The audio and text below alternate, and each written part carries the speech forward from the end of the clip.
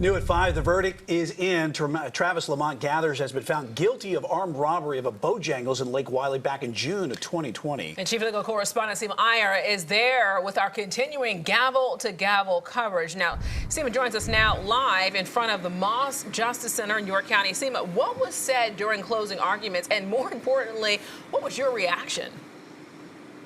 Okay, I got to start with the big headline. Sentencing just finished seconds ago, and Gathers was sentenced to 25 years in prison. We got the sentencing. We're going to bring all of that to you at 6, but we just rushed down here to get in front of the camera because, yes, the closing arguments are still top of mind because they also just happened, and the prosecution was very strong, very methodical. It was clear from the prosecutor's presentation of his evidence that he had planned on what he was going to say from the very beginning. Just take a little bit of a look here at Prosecutor Epting in his closing arguments. I will submit to you that you have everything you need to convict Mr. Gathers of the crime for which he is on trial this week, that Bojangles robbery on June 28th, from that video. You have a scar from the picture on the left, and the exact same scar from the picture on the right. Exact same hairline. His ears are the same. The shape of his face is the same. Everything we need is right there.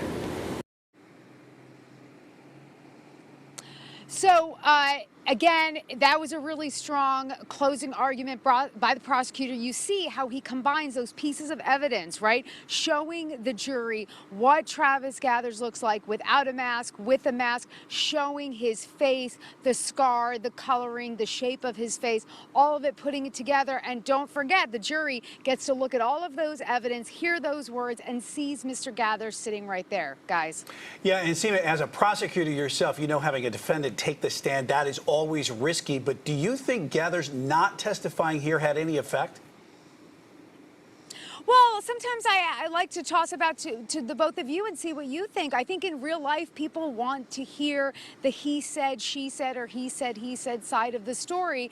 And when left to wonder, you always think, is a jury going to automatically side with the side that has the most evidence? There was 2 filled days of evidence from the prosecution, nothing from the defense. However, the defense was very strong in his summation, really pointing to one of the discrepancies in the prosecutor's case. Take a look. Not a black LG smartphone. It's right here on the ground, and you can see it again at full speed, and I'll play it. I wish you could see it in full speed at the big screens, but right here, if we go back to the very beginning and we play it, he drops a white cell phone. His white cell phone. Picks it up, walks away. Now the question is, or the answer is, that the jury just simply did not buy that as a reasonable doubt, as they did sentence Gathers, or the judge sentenced Gathers to 25 years in prison. Again, coming up at 6, we are going to have a peek at that sentencing hearing just from moments ago. And on a final note, Brian and Alicia, it was my privilege to bring Queen City News yet another trial, gavel to gavel.